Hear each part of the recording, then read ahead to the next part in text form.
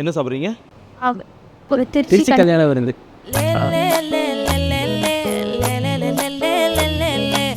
உங்கள் 2 பேருக்கும் கல்யாண விருந்து தானே? ஆமாம்.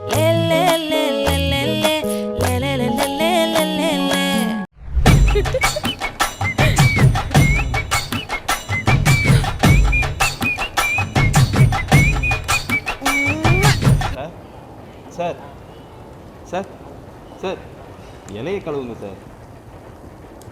ஊரில் கண்டதும் இல்லை யாரும் ஒன்னா